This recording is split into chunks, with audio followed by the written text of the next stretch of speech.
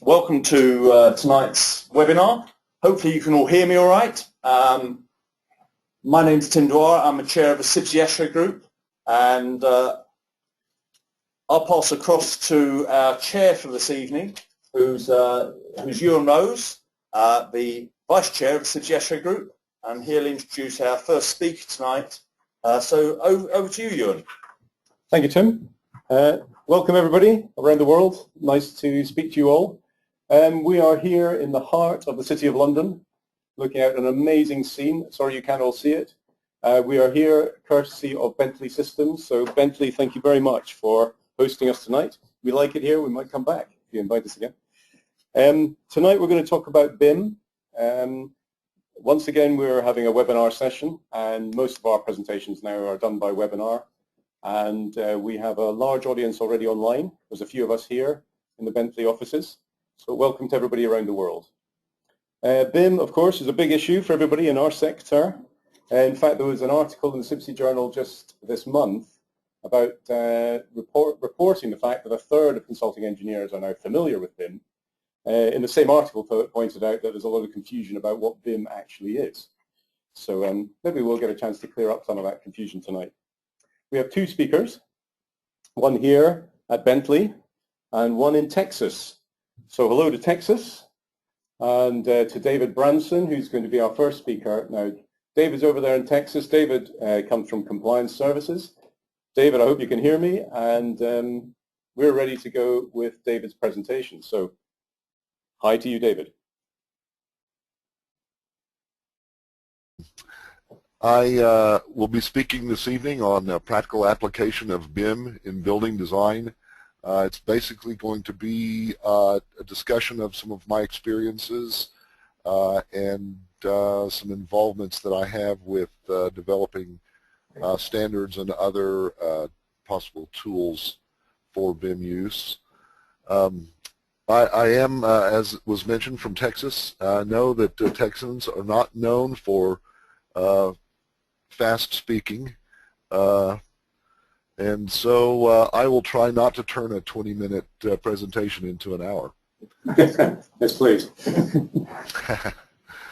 I come from a company called Compliance Services Group. My partner and I formed this company in 1989, and it's an engineering and architectural company with some scientific air quality and other scientific pursuits also within the company. So as we get on with the presentation, let's see if I can make these slides work. What I would like to start with is a glance over the shoulder, because I think that the direction we're going is more easily understood if we can understand where we came from and where we've been. So I'll take just a moment to do that and then move forward. The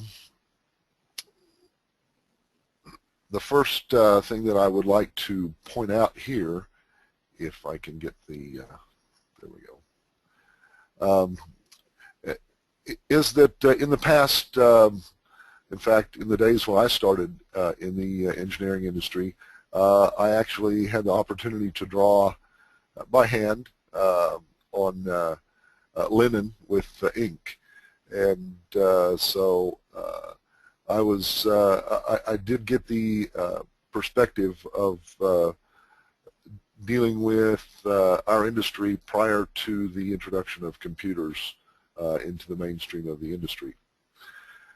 And I think it was something of a stately art at the time, and proper time and care was always given to each aspect of the project. The structure or conveyance of the building information at that time was basically two-dimensional in nature.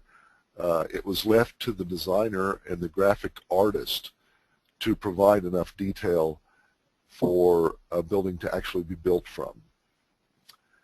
And it was just right in the 70s, in the start of that industrial evolution in the architectural and engineering business, I guess. There were the economies We were starting to see time frame constraints, additional complexities in designs, and all of these are motivators that facilitated our change. So these drivers for change took the form of communication, I think, on a global scale. Muted. And with the growth of the computer industry and automation, there came an advancement in building sciences. We had some economies of design that we had to deal with. Because of automation, we were expected to do things at a much more timely fashion or a much quicker pace. And of course, there was an expectation of increased detail, increased level of information, and the computer has allowed us to do that. There was also an expectation, I think, for a decrease in cost. That has not necessarily, I think, been the case, although if you look at an increase in productivity, then you could make an argument for that. We also had a driver for change in that we had a need to manage our resources, whether that's construction, materials, or dealing with things, costs, and availability of those resources. So what heralded the initiation of BIM, or the emergence of BIM, were some of these drivers. The early days, the forerunner of Bentley, for instance, I had experience with Intergraph, and AutoCAD was just starting to come onto the scene, and some others as well. But my initial foray in around 1980 was to develop some software that would take input describing a group of plumbing fixtures and use that information to write a report out onto a dot matrix printer that drew a crude plumbing riser. At that point, it was photocopied onto a clear plate that had an adhesive back and stuck onto a vellum for drawings. So there was a need by the engineering community, even back as early as the 70s and 80s, to make use of automated tools to do some of the tedium that had previously been done by hand. That involved drafting, design. Certainly presentations started changing because we had such powerful tools that would allow us to use to very quickly generate perspectives and sections. And so those became some of the foundational elements of BIM from a graphics standpoint. The industries started to converge with their standards because there were a lot of people that were that had private, I guess, forays into development of tools, and it became obvious after a time that we could all benefit from having some standardization in those tools. And of course, the promise of productivity increases was a very powerful motivator to watch or to get people's attention on BIM. So building automation really changed our approach from a traditional approach in design, AE design, to the BIM approach, from some abstraction and some constraints in our construction techniques to visual influences and possibly more constraints on construction techniques. Things that were previously left to the constructor due to a lack of time to provide sufficient detail by the design team.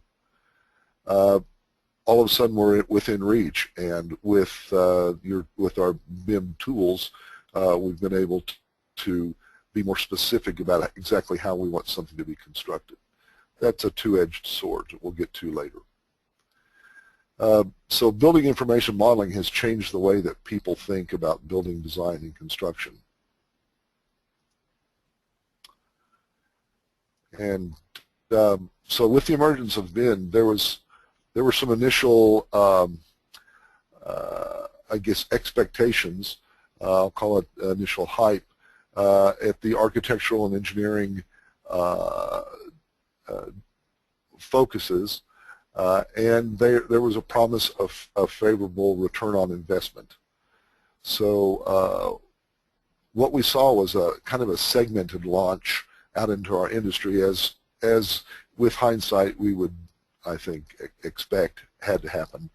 The development effort first focused on the graphical elements, which were very easily usable by architects to be able to convey conceptual information to potential clients or to others.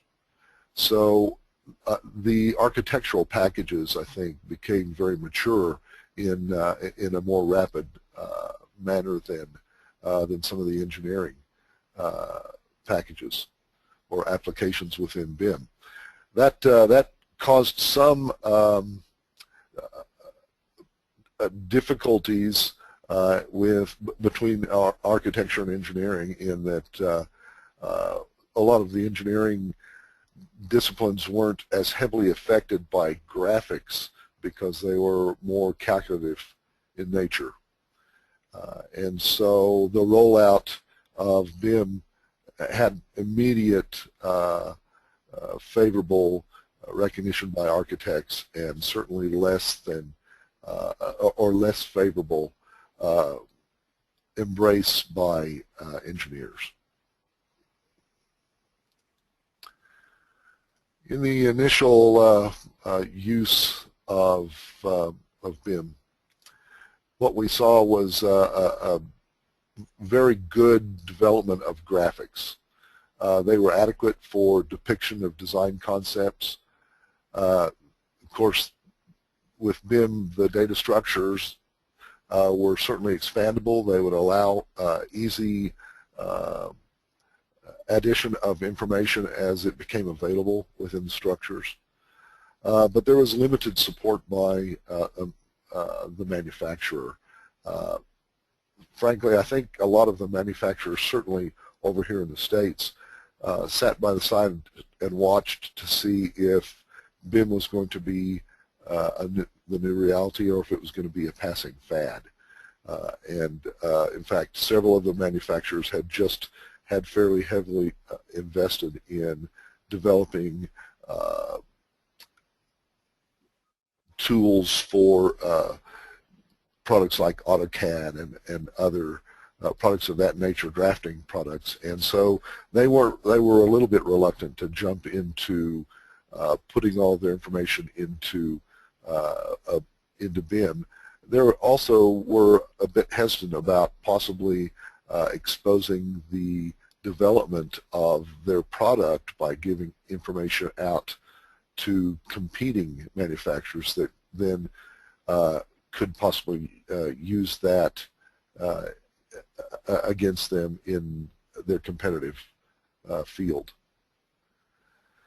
So what we saw was a heavy embrace by architects and a much lighter embrace by engineers.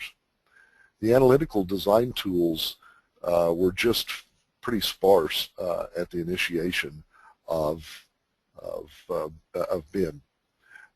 Some of them were well developed, maybe for a certain discipline, but then another discipline that was affected would have little or no development, and so so there was a void between the disciplines that didn't allow for a cohesive movement of the entire design team. So what we ended up with was kind of engineers versus architects on the early uses of BIM.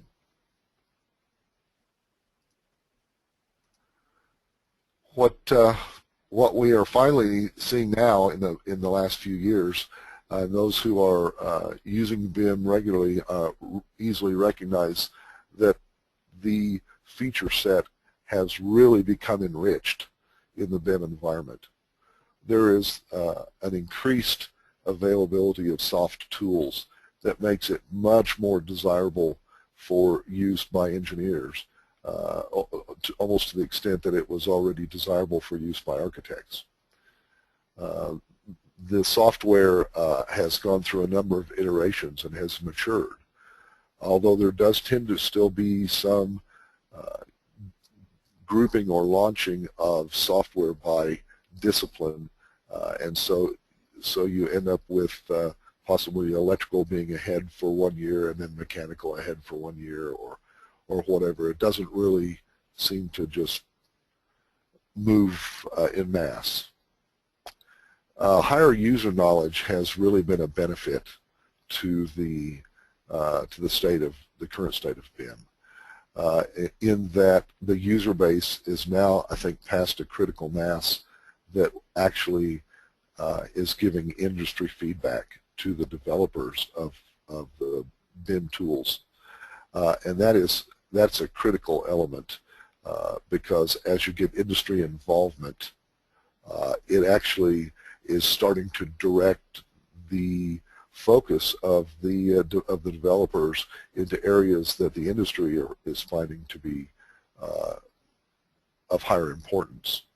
I think developers for many years have been waiting for that to happen, and we're starting to see that happen now. There's a focus on standardization in development, both publicly and private. When I say that, I'm talking about through focus groups or even some individual user developments of third-party tools, as well as additional development or integration of existing analytical tools by the major software manufacturers. We still have a few hurdles to clear, and I'm kind of wording this, it may sound a bit negative in delivery, but you know, what I'm hoping is that this will spur some lively discussion at the end of the presentation. So we still have a problem with sparsely populated data sets. When information is possibly handed over from about the building shell from the architect to the engineers, there's, I think, an expectation that that data can get the engineers further toward their energy calculations or other types of calculations than the engineers seem to think that they can get. That is due in part to the fact that that data is not being heavily populated. There's a lot of information that can be stored in that data that could then be used in engineering calculations, heat transfer, calcs, things of that type. And due to the amount of time that sometimes the architectural concepts and design documents are being given, there's just not a lot of time to properly fill in the R values of the insulation or other things, or to set up the libraries such that that data is readily available and can be used in the model. And what happens then is, although we have tools like GBXML and others that will allow that data to be ported out of the building information model into third-party soft tools like energy analysis programs, things of that type. If the data that's being ported is heavy on voids, if it doesn't have a lot of the needed information, then it becomes sometimes even more difficult than it would be doing it manually, because the engineer has to comb through the data to find out where the holes are. So we really need to focus on getting richly populated data in our BIM models. Shortcuts by design stakeholders to reduce the overhead in production, I think, are one of the reasons that that data is so sparsely populated still. And there are sensitivity issues between design disciplines regarding the side effects of these voids of data. There's an expectation by one discipline that a simple calculation could be done to provide the information they're waiting on from another discipline, when in fact, because of the voids in the data, there's really not that time advantage that was expected. So there are also expectations of non-design model users, and I think this is a very important issue that we have to face. That a lot of the owners or the people who are ultimately paying for development of these building information models have sometimes a lack of understanding as to what the tools are telling them. A real easy way to illustrate that is when an owner, I've had owners that said, okay, you developed your energy analysis based on this BIM model, and you have now created your energy profile, and then now I've moved into the building and my energy use is not what the model said it was going to be. So there seems to be a disconnect or a lack of education in part as to exactly what's being represented by that data inside the model. So there are a lot of industry efforts. There are certainly codes and standards interfaces that are being built into BIM that will allow us very easily to click a few buttons and see if our model is meeting compliance with codes and standards. That's a very handy tool for things like ASHRAE 90.1 or the International Energy Codes or whatever specific codes you may be under. There's an effort also to include time in the building information models so that we can use those models in a graphical manner and represent things that we've done with, that we've had to use things like Gantt charts for in the past. We can actually create a roadmap through the construction effort of the building. There's definition of data schema and use cases. There are a number of user groups and standards groups that are working on describing what should be the minimum data set for a particular item, a piece of insulation or a piece of structural steel, things of that type. And those are areas where all of you in the audience could, I would encourage you to really get involved, because that really helps the industry to mature and to richen the data. We're trying to preserve data to preclude degradation so that our models are still meaningful 10 years from now. That's a real challenge with the way the computer industry and automation has developed. So that's something that we focus on. Commonalities with BIM platforms.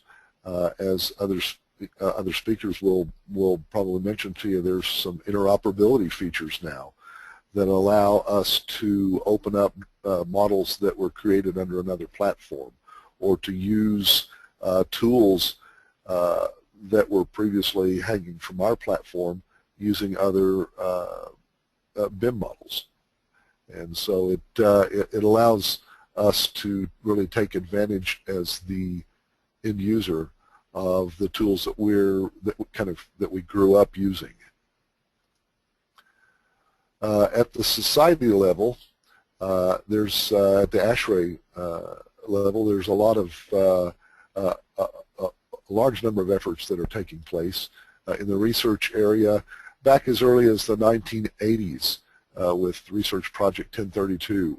We were identifying and preserving building design and commissioning information so that it could be added to that life cycle database that represents the building. Currently, Research Project 1468 that I myself and also Tim Dwyer is involved with is development of a reference building information model, a BIM model for thermal model compliance testing. And then there's guidelines and standards development efforts for XML definitions for heating, ventilating, and air conditioning and refrigeration, and for standard representation of performance simulation data for HVACR and other facilities equipment. There are also emerging a number of efforts on the educational side of the ASHRAE industry, or ASHRAE society, that help us to get the word out as to what's being developed, and then possibly get the benefit of your participation as a part of that development effort. So future expectations, I think, are good. What we're expecting is nothing short of seamless integrated designs. That's a rather nebulous goal, I think, but we are moving toward that. Cradle-to-grave building databases, a BIM that takes you from the design phase through the construction phase, through operation, and even into renovation, so that you've got a tool that will last right alongside the building. We're seeing we're expecting a better management of resources such as energy and space, and many others could be added to that list. We're expecting to see even a greater interface to the non-graphic modeling tools that are typically used by a lot of engineers and architects. And I'm expecting that, and certainly hoping that building owners and operators will embrace BIM so that the life cycle can be preserved for the model just like it is for the building. And so that concludes my presentation, and I would, at the appropriate time, I'd be happy to take questions. We're going to hand over to our next BIM expert, who is Neville Glanville. Neville is the Building Industry Sales Director for Bentley Systems. Bentley are our hosts tonight, so Neville, over to you. Thank you, Ian. Okay, I just want to share a few perspectives from Bentley on this topic of BIM. And just to kick off my presentation, I'm going to pose the question, what is BIM? And in my experience talking to the industry over the last couple of years, it's become very clear to me that it means different things to different people. Different terminologies are often used to describe what is BIM. So in my reflection at this point in time is that there's no one clear picture as to what BIM really is. So what I want to do today, this evening, is to share some thoughts from my perspective and Bentley's perspective on what we believe BIM really is. And over the past 15 years or so, there have been umpteen reports stemming back from Sir John Egan and Latham, and I've just taken a selection of the reports here on the screen just to illustrate the thought processes that the industry have put into the challenges that we're all talking about when we mention the term BIM. And amongst the common themes in those reports, there are various calls to action. Talk about supply chain integration, and as Dave referenced there a moment ago, about the whole life cycle, so cradle to grave. Much greater collaboration between the client and their supply chain, and ultimately a unified industry, if such a thing is possible. Of course, what we're dealing with now is a lot of short-term thinking, and that's really important. But at the same time, there's a requirement for innovation. Part of that innovation is the responsibility, perhaps one could argue, for software vendors like Bentley Systems and our peers in the industry, but also the industry themselves. And we need to think through this entire process. In my experience over the last couple of years, as I engage with our user base, more and more owners are requesting BIM. But in my experience too, many of them use the term BIM without really understanding what it is they mean by that. This is one particular quote from Professor Raphael Sachs, which kind of sums up BIM. In one sense, my preferred one is this one here from a document authored back in the States in 2006.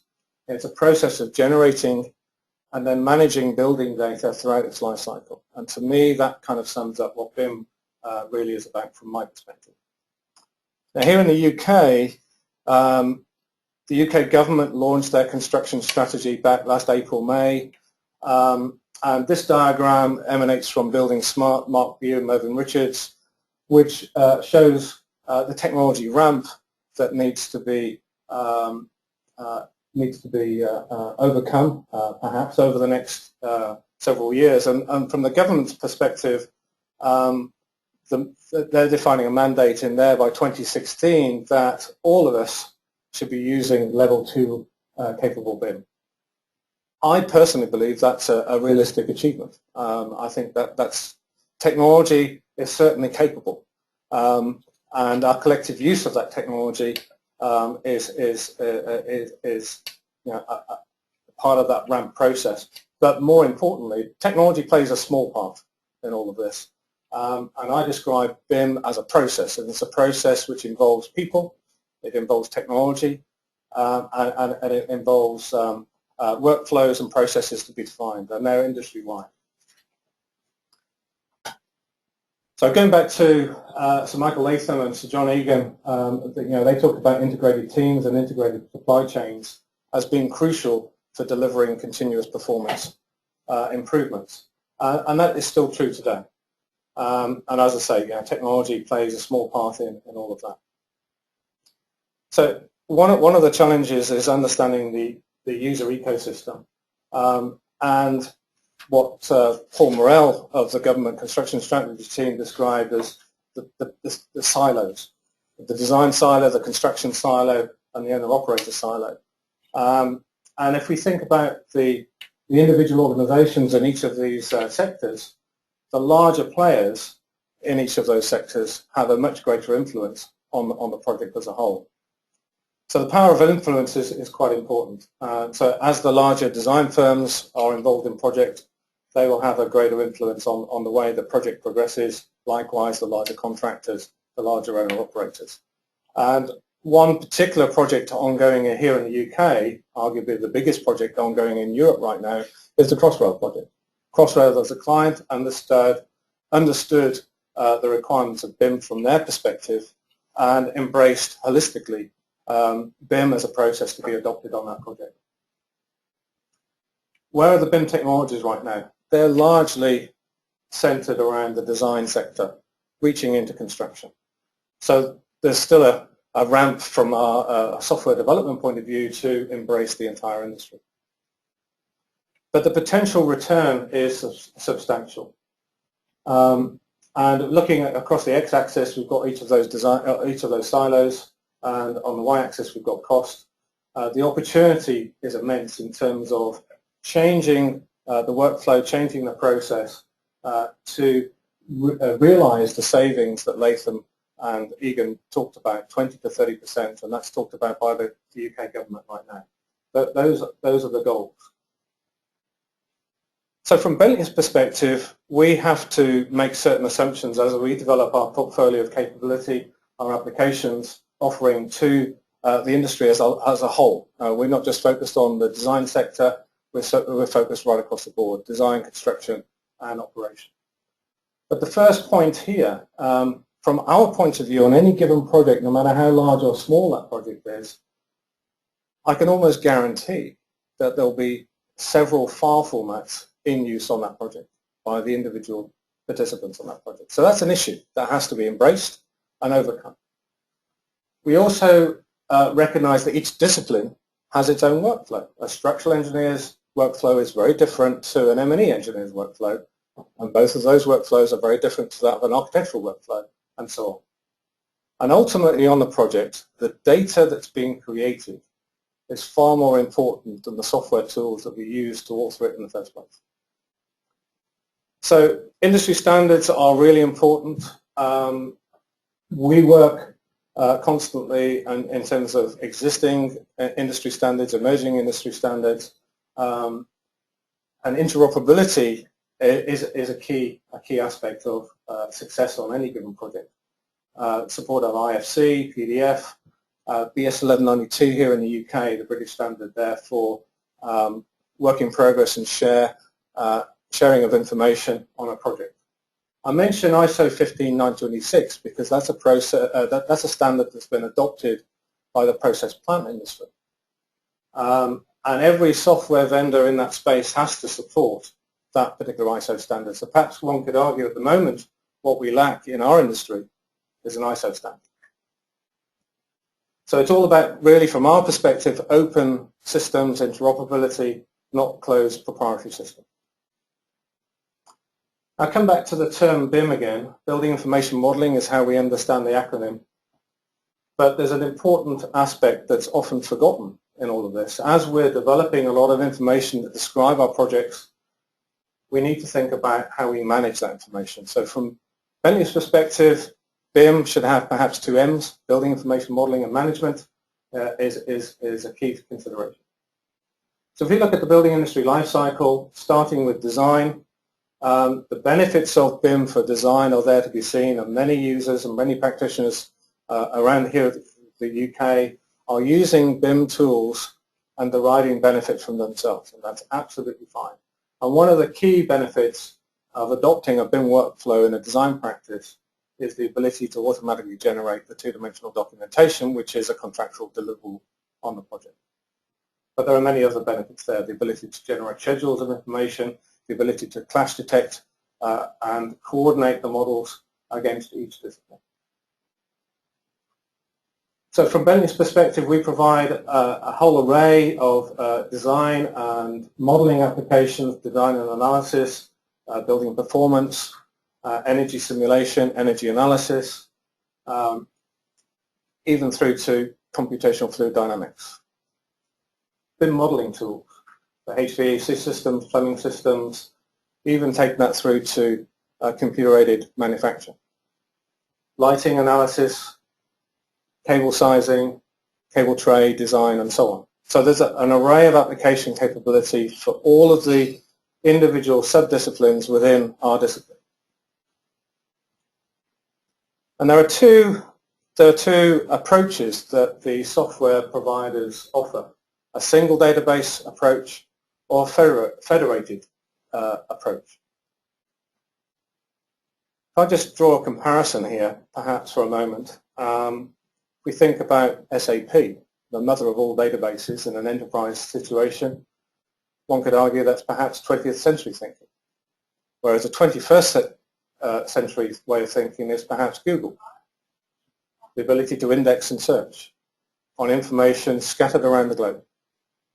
That, to me, is where we should be thinking in relation to any given construction project, bearing in mind there are umpteen different file formats in use. How do we federate that information? How do we index and how do we search that information? So a federated approach, which is the approach that Bentley Systems advocate, gives much more flexibility to the design team, regardless of discipline, how they slice and dice the model for their design teams that are employed on that project or any given project, and also considering the multiple file formats that are inevitably in use on any given project. So if we put that into a project context, there's another important consideration. Each design discipline is liable and responsible for their information. So that's another important consideration that we have to think about.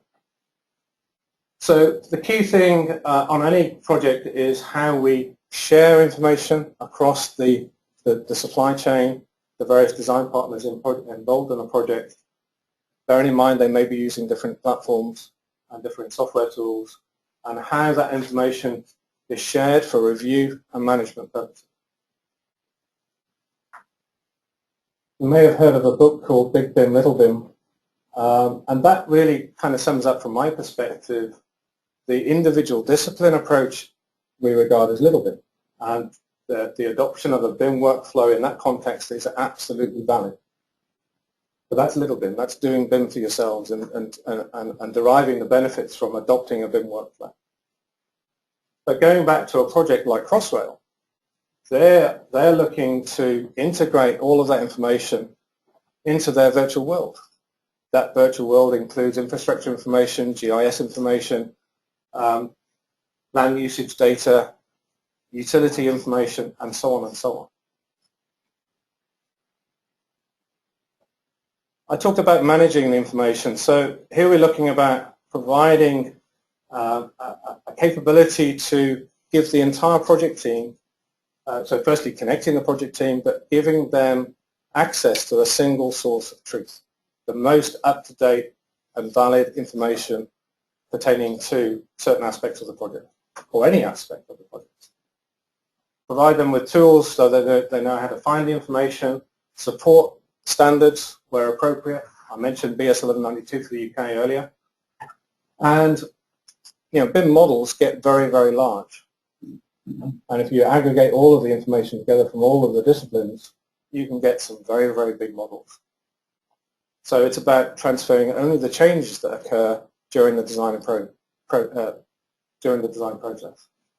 And certainly work in progress, sharing information at a work in progress level, transferring the changes, it becomes even more important to avoid over challenging the network.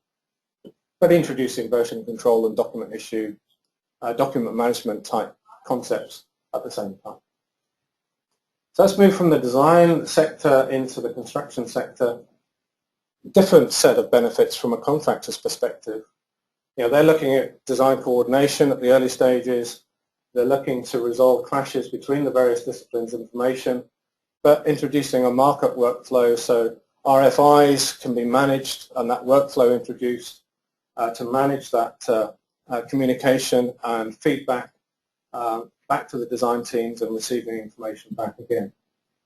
So terminology 4D, 5D, and even 6D come into the frame here. Management of time, management of cost, and then management of the assets. So I just want to introduce one particular technology from Bentley that we believe is really important and offers a capability that addresses the interoperability side of things. It's called the I model. I describe an I model like a PDF for BIM.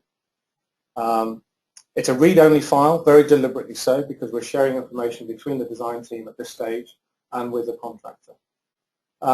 So depending on the application, they have native capability to publish to an I model, or through an SDK, a software developers toolkit, they can publish to an I model.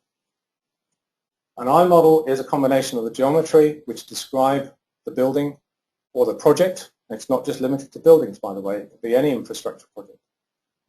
And the associated attributed data or business data along with that model, retaining the provenance of source and the accuracy and providing a level of security. And similarly to a PDF document, the I models are much smaller than the native design data. It's read-only, so we've stripped away the ability to edit. The files themselves become very, very small. Let's put that into a project context. So we've got the array of design participants on a project using whatever software authoring tools of their choice. It doesn't really matter what that mix may be. And each will have the ability to publish their own information into an I model. And then somebody on that project is either the BIM coordinator, the design coordinator. That could be one of the designers. It could be the contractor. It doesn't really matter who has that responsibility. It's an activity that needs to take place. And using an I model composer, all of those separate I models can be aggregated together to produce one model for the project.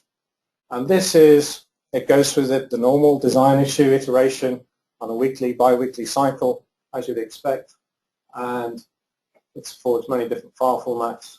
And here we introduce the review process, the review workflow for visual coordination, the ability to push a dynamic section through that model just to explore it, to invoke a clash detection process, to interrogate the model. We can click on a duct, or we can see whether that's a supply duct or return duct, information about that duct, and so on. We can extract information from the business data, pass that out to a cost estimation system, into a spreadsheet environment, whatever. We can link it to the project planning software for the simulation of the construction before the building gets to site, and eliminating issues long before we get to site. Another important consideration moving forward is the adoption of mobile applications. And we see that as a great boon for not only the contractor but any participant on the project. The ability to go onto site with a tablet device, collect data, take photographs, synchronize that back with the managed environment back at the office. Build the quantities. So for a QS, what's their role in this? How do they benefit from the BIM workflow? No need to measure drawings. They've got the design intent model. They can read information directly from that, saving time, be involved much earlier in the project typically. So here's an example of a major project. This is CCC's project in Dubai, the Dubai Mall. Massive project, 32 buildings, and the cost estimation process there involved 32,000 spreadsheets every month over 3 years, a massive undertaking. They adopted a BIM workflow on that project. They reshaped the team, and they saved over $7 million on that project by invoking a BIM workflow. That's information directly from CCC. The owner-operator, and just to conclude my presentation in the last few slides here, the benefits from the owner-operator. They inherit a full asset model. That allows them to have better control of the project, ensure compliance as it goes, and leverage all of the project information, which will become a basis for asset management and facility management. Interoperability, as I said earlier, is absolutely fundamental on any project involving a BIM workflow. Just make a note there of our interoperability approach. There's a white paper available on our website if you get the opportunity to download that. And just going back to the slide I displayed earlier in terms of the technology ramp. So technology along the x-axis and the benefits of technology improvements over time. As I mentioned earlier, the BIM solutions are probably already at level 2 in many ways. There might be some gaps in certain areas, but largely the technology is there, it's in place. Perhaps the building industry as a whole is some way back at the very beginning at best of level 2. So the challenge we face, and this is the call from the government, is to get everybody in our industry to level 2 BIM by 2016. And I believe, personally, that's achievable. But let's not forget, along the way there is some really important issues to be considered about collaboration, about sharing information, and how best to share information, and how best to manage that information in the context of a construction project. Okay, thank you very much. Thanks, Neville. That was really, really interesting. Two very interesting presentations. I'm sure everybody around the world out there has enjoyed that. Thank you, and everybody here certainly did. Lots of food for thought, and we've got lots of questions coming in. So I'm going to try and pick these up from you. Should we go in order with these? Top one's coming first. Yeah. They're not ordered. Down the bottom is a good question. Neville first. Last one. Just a clarification whilst you're searching through it. Okay, right. The first question we've got from Jamie Bell. What do you think?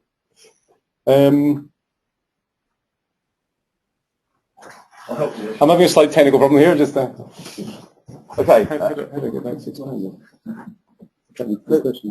Is that a full question? There's a question, yeah. Yeah, okay, that's fine. All right. Jamie Bell. Okay, this is the question from Jamie. He's asking, could someone please clarify the shortcut for design stakeholders? Does this mean, for example, mechanical engineers sparsely populate data for an FCU, for example? I think that was to David because he was talking about sparse population of data sets. David, are you able to pick that up? Yes. What I wanted to, I guess, what I would say to that is that as we develop some of the entities or pieces of equipment that we represent within the BIM model, oftentimes we spend our time on the physical dimensional information so that we can make sure it'll fit in the space, but we don't adequately put the supportive data in. And until the manufacturers have that information rich entity provided so that we can accurately represent that by just getting the information from the vendor, we have to populate that information ourselves.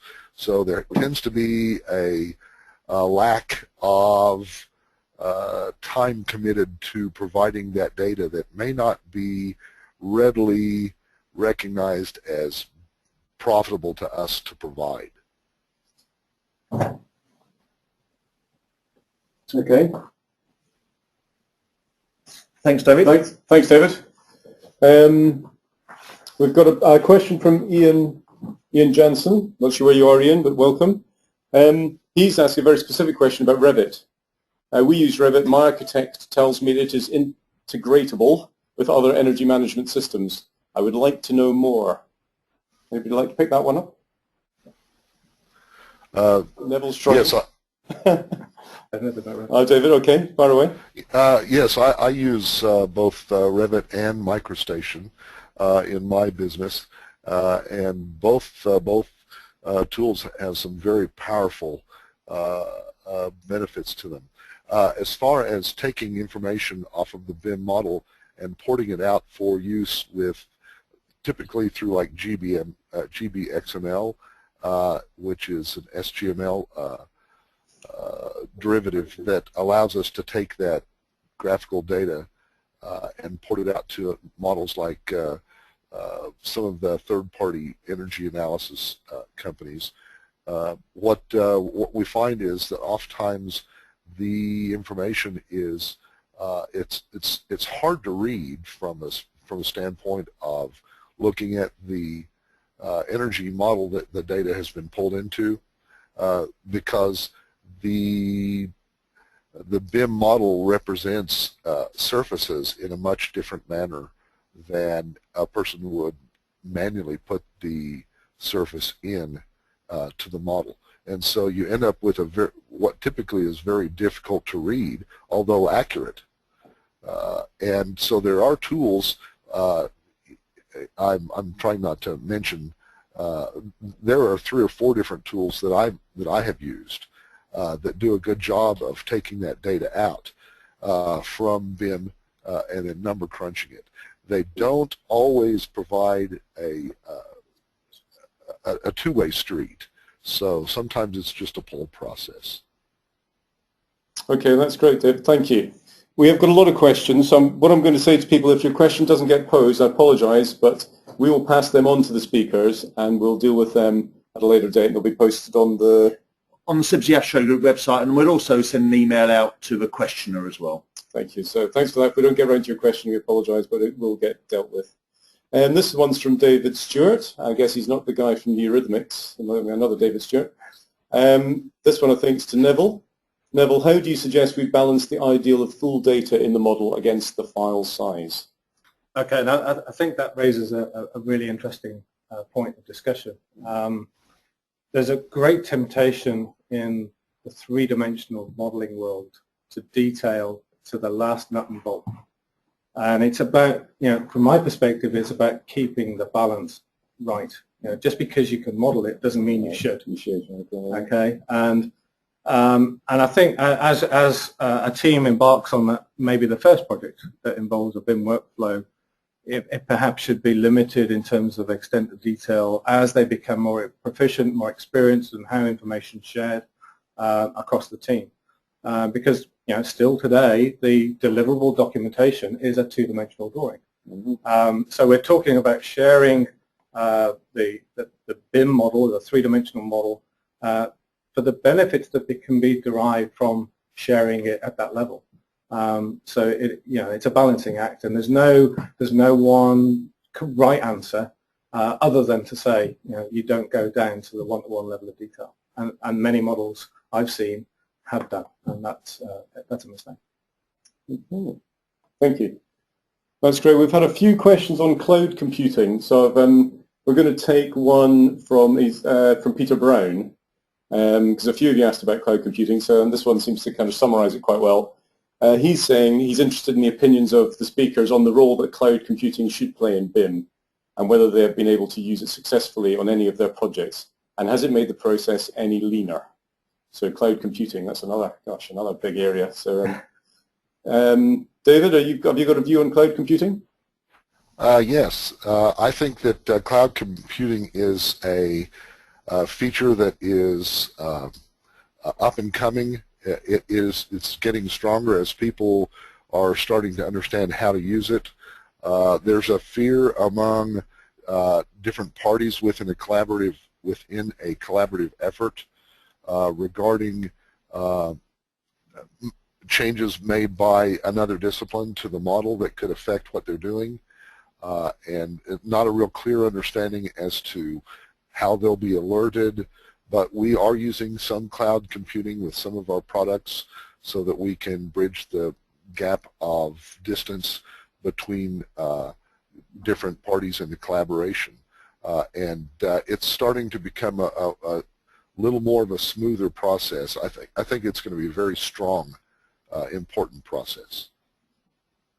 Yeah, I agree, and I think cloud computing is the next tranche of capability. Bentley systems are certainly embracing cloud technology, both from the point of view of, I talked about mobile technology, that's certainly emerging from our perspective very definitely, and the association with mobile computing must be connected to the cloud from our perspective.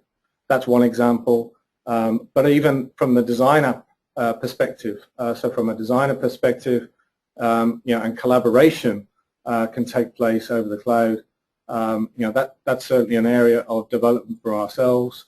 And in terms of sharing information on a project, I talked about the guy coming on site with their tablet device, reaching up to the cloud to retrieve information that they perhaps didn't synchronize before they came to site. It's those real-world kind of examples where I particularly see cloud computing coming to the fore.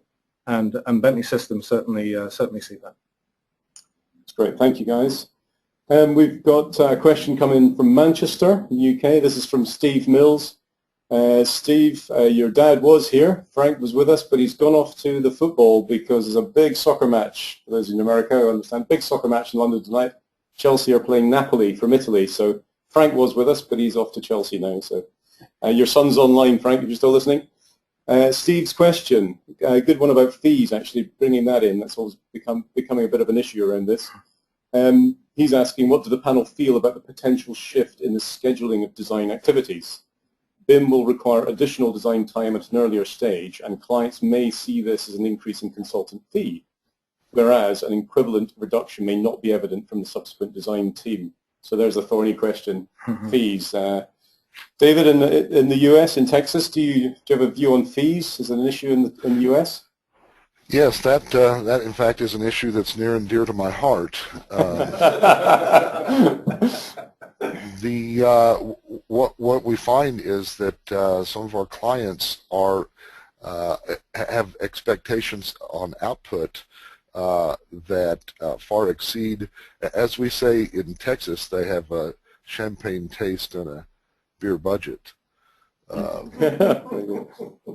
and so they expect a very rich model to emerge from a design effort when in fact oftentimes they don't realize that in order to create a rich model, you really need to have a lot of preparation and thought going into the early stages of the modeling process.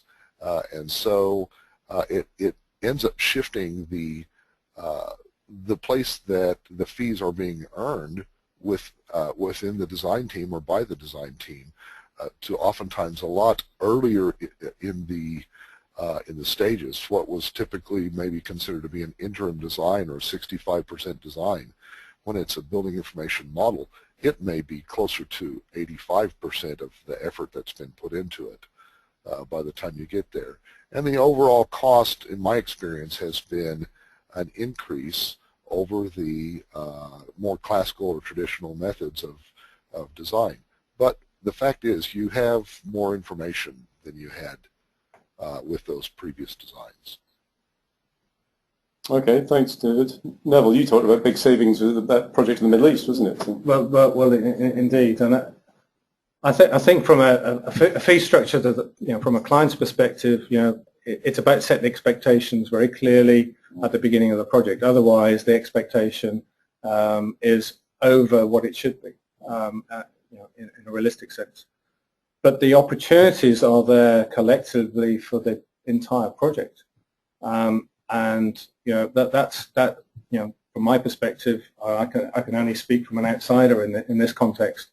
But I think it's an opportunity for the individual design organisations to be clear as to what their fee entails. And if there are opportunities to offer additional services. And I think that's where the benefits are derived from a client's point of view. The opportunity to offer design coordination services, or even asset model management services, rather than the client expecting an full asset model to land on their desk at the completion of the project.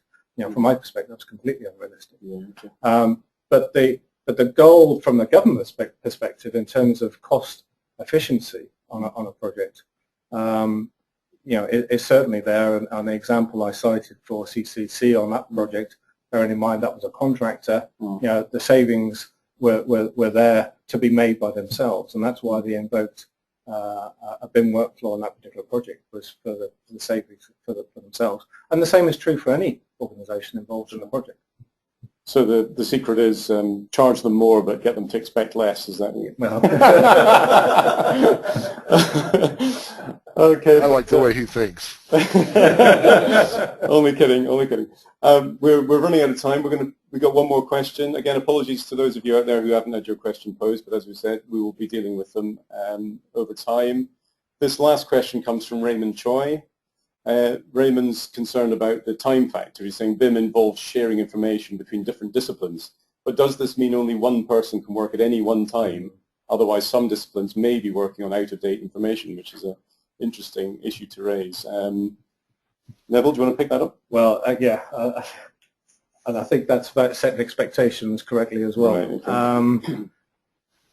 okay. I talked about BS 1192, which invokes a methodology, describes a methodology in which information can be shared on a project.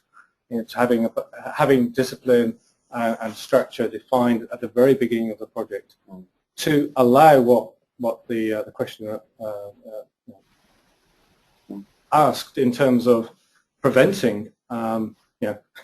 We can only change the design and share information. We have to wait for that. That's not going to work. That's not real. That's not real. Yeah. So it's an iterative process. The process shouldn't be any different as it's been over the last 20, 30 years. It's introducing protocols and methodologies that allow that information to be shared and managed through that process. Okay. David, you got a view on that?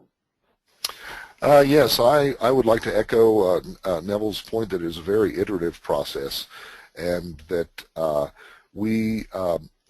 there's a particular challenge to the design team to determine when they have provided enough information with something that's being dynamically addressed within that discipline, that they can share that information with the rest of the team, such that you don't end up cramming all of the dependent disciplines into a corner at the very end of the deliverable cycle.